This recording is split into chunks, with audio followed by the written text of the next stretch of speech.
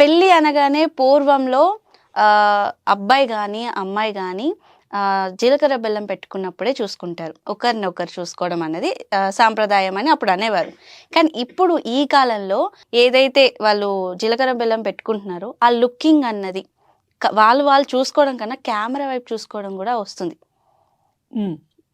So కెమెరాకి పోజులు ఇవ్వడం అయినా అవ్వచ్చు, లేదంటే పెళ్ళికి ముందు వాళ్ళు మాట్లాడుకోవడం అవ్వచ్చు. ఇదివరకు అంతా సాంప్రదాయం లేదు. ఎందుకంటారు అసలు? ఒకటి ఇప్పుడు చుప్పనాథ్ ఉషా. సో పాతకాలంలో అసలు పెళ్లి చూపులు కూడా ఉండే కాదు. తల్లిదండ్రులు మాట్లాడుకునే వాళ్ళు. పెళ్ళయిన అంటే పెళ్లి జీలకర్ర బెల్లం, మనకి తాళిబొట్టు కూడా కాదు. చాలా మంది తాళిబొట్టు సంస్కృతి, తాళి కడితేనే పెళ్ళైనట్టు కాదు. ఈ చుప్పనాథ్ ఉషాలో దీని శాస్త్రం వెనకాల ఒక లాజిక్ ఉంది. Logic of practical reality. మనకి జడేస్తారు అమ్మాయిలకి, పెద్ద జడ ఉంటుంది, పూలు జడేస్తారు వెనకాల, ఇలా ఒక పెద్ద కొప్పు పెట్టి పాతకాలం. అండ్ సూర్యుడు చంద్రుడు పెడతారు. అండ్ పడిగలు ఇక్కడ తలపైన కూడా ఇట్లా ఒకటి పెట్టేవాళ్ళు గోల్డ్ది. వెన్ ఇట్ ఈస్ డెఫినెట్ గా పెళ్ళి అయితే తప్పకుండా ఇది ఒక డెకార్ ఉండేది అమ్మాయిలకి. పూల జడ అనేది ఒక, ఇప్పటికీ మనం ఎన్ని డబ్బులు వచ్చినా ఎంత వచ్చినా ఎంత సంపద కల్ల వాళ్ళైనా, మన నిఖిల్ పెళ్లికి కూడా అమ్మాయికి పూలు చుట్టారా లేదా? పూల జడ ఉంటది. That's standard thing. ఓకే, మనకి శాస్త్రంలో ఎప్పుడైనా ఒక కన్య, ఒక వధువు, పాతకాలంలో కన్య అంటే never ever touched by A man ఉండేది. అబ్బాయి కూడా అలానే ఉండేవాడు. ఓకేనా? సో వాళ్ళకి సంసారంలో వెళ్తానంటే సాంసారికంగా కొంతమంది గురువులు ఇనిషియేషన్స్ ఇచ్చేవాళ్ళు. నాకు పెళ్లి వద్దనుకునే వాళ్ళకి సన్యాస ధర్మం ఇచ్చేవాళ్ళు. వీళ్ళకి సంసార ధర్మం, వాళ్ళకి సన్యాస ధర్మం. So end goal of marriage పాతకాలంలో, ఇప్పుడు కాదు నేను చెప్పేది, పాతకాలంలో ఏది ఉంది అంటే కార్యేషు దాసి, కరణేషు మంత్రి, భోజ్యేషు మాత, శయనేశ్వరంబ. ఇవి 4 ధర్మాలు అమ్మాయి ఫుల్ఫిల్ చేస్తాను అని ఇప్పుడున్న మ్యారేజ్ ఓజ్ అంటున్నారు కదా, అమెరికన్స్ అంటున్నారు కదా. సో ఈ 4 నేను చేస్తాను నీకు భార్యగా అని చెప్పి అమ్మాయి చెప్తే, అబ్బాయి ఏం చెప్పేవాడంటే ధర్మంలోను, అర్థంలోను, కామంలోను, మోక్షంలోను సదా నీ చెయ్యి వదలకుండా ఉంటానని చెప్పేవాడు. ఓకేనా? ఇది మ్యారేజ్ ఓజ్. రాసుకోండి, ఎవరైనా తెలియపోతే ట్రాన్స్లేషన్, ఆ మంత్రాలను అడిగితే వాళ్ళు చెప్తారు. సో ఇద్దరి కళ్ళు అంటే ఒకళ్ళనొక్కళ్ళు ఒక్క పర్టిక్యులర్ ముహూర్తం పెట్టి చక్కగా పూలతో అలంకరించి ఒకే వస్త్రం, అంటే పాతకాలంలో నేసేవాళ్ళు, ఒకే వస్త్రం, నేసిన వస్త్రానంటే 2 శరీరాలు ఒకటై కలయికే పెళ్ళి. 2 ఆత్మలు ఒకటిగా నిలవటమే పెళ్లి యొక్క అర్థం. ఇద్దరి తనువులు ఒక పర్టిక్యులర్ ఫ్రీక్వెన్సీలోకి రావడానికి ఒక ముహూర్తం పెట్టి శాస్త్రోక్తమైన మంత్రోచ్చారణతో అంటే పరంపరగా పాతకాలంలో ఒకళ్ళతోనే నేయించేవాళ్ళు. ఆ నేతలో కూడా వీళ్ళు బాగుండాలి, సుఖంగా ఉండాలని మనసులో అనుకుంటూ నేసిన వస్త్రాలు పసుపులో ముంచి, పసుపు కలర్ వేసి సవ్యసాచి డిజైన్స్ కాదు, పసుపులో ముంచి. ఎలాంటి పసుపు? పసుపు కొమ్ముల నుంచి తీసిన, ఫ్రెష్ గా పసుపు కొమ్ముల నుంచి తీసిన పసుపులో ముంచి పసుపు బట్టలు అనేవాళ్ళు. ఆ పసుపు బట్టల మీద ఎంత పాజిటివ్ ఎనర్జీ ఉంటుందో తెలుసా? అండ్ మనకి పెళ్లి స్నానాలు చేస్తారు, హల్దీ అని ఇప్పుడు అంటారు, అని ఎల్లో వేసి ఫోటోషూట్లు చేసి పూలు పెట్టి కాదు అది. హల్దీ అంటే పసుపు కొట్టడం అంటారు. అసలు పెళ్లి మనకి స్టార్ట్ చేయడమే అప్పటికప్పుడు ఫ్రెష్ గా పసుపు కొట్టి మొదలు పెట్టిన ఆ పసుపుతోనే మంగళ స్నానం అంటారు. అమ్మాయిని అబ్బాయిని కన్యరికం నుంచి ఒక సంసార జీవితంలోకి అమ్మాయిని తీసుకెళ్ళటానికి బాడీని రెడీ చేస్తున్నారు. అబ్బాయికి అమ్మాయికి చక్కగా పువ్వులు, ఇప్పుడున్న డెకార్ పువ్వుల ఇవి కాదు, న్యాచురల్ పువ్వులతో సుగంధభరితమైన గంధాలలో వాళ్ళ శరీరాన్ని ముంచి, ఆ శరీరాన్ని అందమైన పువ్వులతో డెకార్ చేసి, వాళ్ళ ఇడా పింగళ నాడిని యాక్టివేట్ చేయడానికి సూర్యుడు చంద్రుడు తలకి అలంకారం చేసి, కుండలిని జాగరణ అవ్వటానికి కుప్పెలు పెడతారు. ఇదివరకు బంగారపు కుప్పెలు పెట్టేవాళ్ళు కింద. నాకు చాలా ఇష్టం, మోకాళ్ళ వరకు చుట్టుండేది నాకు ఇదివరకు. కుప్పెలు వేసుకొని ఇట్టిట నడిచేదాన్ని. కుప్పెలకి అర్థం ఏంటంటే అది అలా తగిలి తగిలి తగిలి కుండలిని జాగరణ అవుతుంది మూలాధార చక్రంలో. ఆ పూల జడకి కూడా మనకి బంగారం ఇవి పెట్టేవాళ్ళు.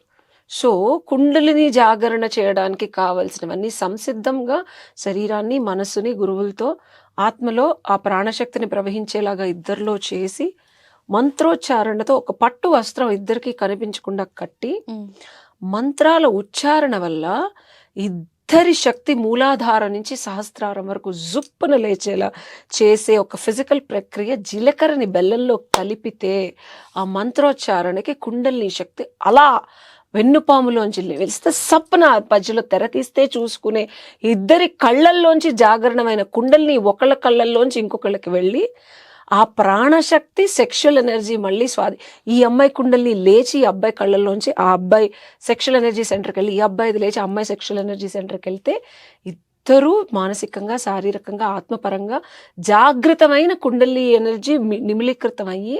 సో ఫస్ట్ కళ్ళు కలుస్తాయి, అంటే కళ్ళల్లోంచి ప్రాణశక్తి ఒక కళ్ళలోంచి ఇంకోళ్ళ దాంట్లోకి వెళ్ళిద్ది. తర్వాత సహస్రారం, ఫస్ట్ కళ్ళు కలుస్తాయి, ఫస్ట్ తల పైకి లేపేస్తారు, తల పైకి పెడితే ఇక్కడికి వెళ్ళిపోతుంది, ఫిజికల్ గా ఇక్కడ ఉంటుంది సహస్రాలలో. తర్వాత కిందకి దించినారు కళ్ళు, ఆ తర్వాత పూర్తిగా పైన అందరూ అక్షంతలు వేస్తారు. అలా కిందకి వెళ్ళి కింద నీకు సెక్షువల్ ఎనర్జీ సెంటర్ మూలాధారంలో మనసు కలుస్తుంది.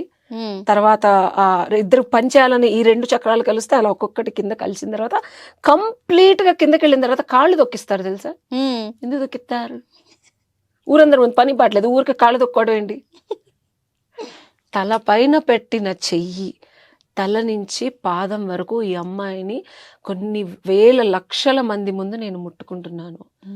రెండు శరీరాలు కలుస్తున్నాయి. ఇక నుంచి ఈ రెండు శరీరాలు చూడటానికి రెండు కానీ ఆత్మ ఒక్కటే అని తలపై నుంచి కింద వరకు అఫీషియల్ గా మేమిద్దరం కలిసామని చెప్పడమే పెళ్ళమ్మ. సో చూసుకోవడానికి వెనకాల టెక్నాలజీ ఇంత ఉంది. కుండలి ఎనర్జీ జాగ్రత్తమై ఇద్దరు కలిశారు. సో ఎనర్జీ పరంగా రెండు సోల్స్ ని కనెక్ట్ చేసే ఒక అద్భుతమైన ప్రక్రియ మంత్రోచ్చారణతో ఒక బ్యూటిఫుల్ సెరమనీ పెళ్లి. అందుకే ఇదివరకు 7 రోజులు పెళ్లి, 11 రోజులు పెళ్లి అలా అలా ఒక్కొక్క టెక్నిక్ కి ఒక్కొక్క అంటే పూజకి ఒక్కొక్క తంతుకి ఒక్కొక్క రీజన్ ఉండేది కలపడానికి ఇద్దరు.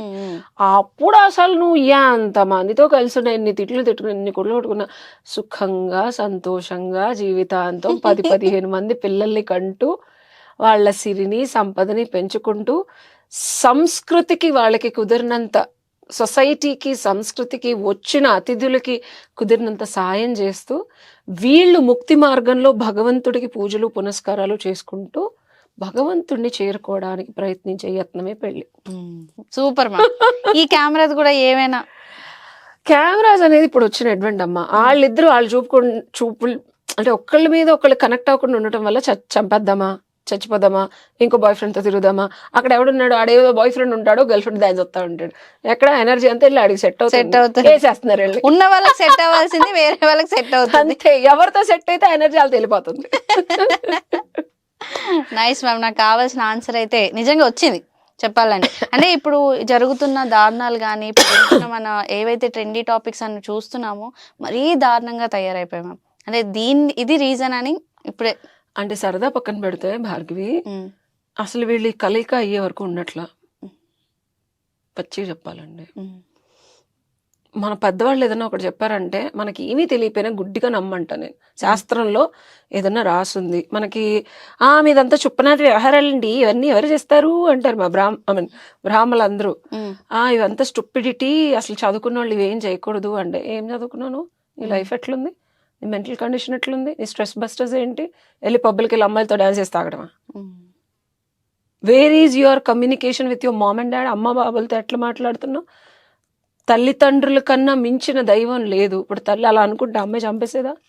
ఎగ్జాంపుల్ చెప్తున్నా, ఓకేనా? సో మన సంస్కృతి సంప్రదాయాలు కొన్ని హిందూ ధార్మికం అంటాం. మనం పుస్తకాలు చదివింది God is great, since will be clean అనలేదు ఎప్పుడు. పొద్దున్నే లెగండ్రా, ఎంత దీపం పెట్టండిరా, కుదిరితే పూజ చేయండిరా, లేదా గంటన్నా కొట్టండిరా అన్నారు. ఇట్లాంటివన్నీ ఎందుకు పొద్దున్నే లెగిస్తే కాస్మిక్ ఎనర్జీ, నేను ఇప్పుడు లైక్ ఈ సాధన వల్ల లేకపోతే ఈ గుప్త నవరాత్రుల వల్ల వాట్ ఎవర్ తెల్లవారుజామున లెగటం వల్ల ఏమవుతుందంటే బాడీ కాస్మిక్ ఎనర్జీని రిసీవ్ చేసుకునే ఎబిలిటీ ఉంటుంది 3:34కి. దీపం పెడితే ఏమవుద్ది, ఎస్పెషల్లీ వింటర్స్లో పేరుకుపోయిన నీ లోపల కొవ్వు అండ్ ఇంకా బ్లడ్ ఇవన్నీ కరిగి పాజిటివ్గా ఫ్రీక్వెన్సీలో నువ్వు లేకపోతే శీతాకాలంలో నువ్వు ఎంత హీటర్లు పెట్టుకుని ఉన్నా సెట్ అయిద్దా? అదే ఇంట్లో దీపం పెట్టి అరగంట కూర్చున్నావు అనుకో, లోపల కొవ్వు గడ్డగట్టేసి బ్యాక్టీరియా ఇన్ఫెక్షన్, పసుపు గుమ్మానికి రాయమంటారు. అసలు నెగటివ్ ఎనర్జీ లోపలికి రాదు, గాలి ధూళి పిచ్చుకోల ఇవన్నీ లోపలికి రావు, యాంటీ బ్యాక్టీరియల్ కూడా. సో ఎంత మనం డీప్గా వెళ్తే సైన్స్ పిచ్చుకోల మైండ్కి నమ్మ. మన సంస్కృతి ఎంతో గొప్పది, ఓకేనా? కెమెరాల వంక కాకుండా మొగుడు వంక ఎందుకు చూడమంటావంటే, అండ్ భర్తని ఫస్ట్ టైం పెళ్లిలోనే చూసి చేయడానికి ఇంత శాస్త్రం ఎందుకు ఉంది అంటే, ముందే చూసేస్తే అసలు ఏముంటది, ముందే కలిసేస్తున్నావు, నువ్వే ముందే ఫిజికల్ గా అన్ని చేసేస్తున్నావు, ఇక పెళ్లి వరకు నువ్వేముంటది, ఏముండదు. అంత ఆగమని నేను ఇప్పుడు అట్లా చేయమని నేను చెప్పను, కానీ దాని సైన్స్ ఇది. When you're meeting for the first time also పబ్బుల్లోనూ తాగేసి అలా కలవకండి, కాఫీ షాపుల్లో ఏ గుడికో బడికో కాస్త గౌరవమైన ప్రదేశానికి వెళ్ళి పాజిటివ్ ఎనర్జీ అంత చేయలేనప్పుడు ఏంటంటే అట్లీస్ట్ డివైన్ ప్రెసెన్స్కి వెళ్ళి అప్పుడన్నా కలవండి, ఓకేనా? పబ్బుల్లో కలిసి తాగటం వల్ల కనెక్టివిటీ బాగుందో లేదో తెలియదు, గాడ్ దగ్గరికి తీసుకెళ్ళి కనెక్టివిటీ బాగుందో లేదా అని గాడ్ అడగండి. బాగా చెప్పారు. Finishing touch super ma'am. And nice interview ma'am. And next episode లో మళ్ళీ కలుసుకుందాం. Thank you so much.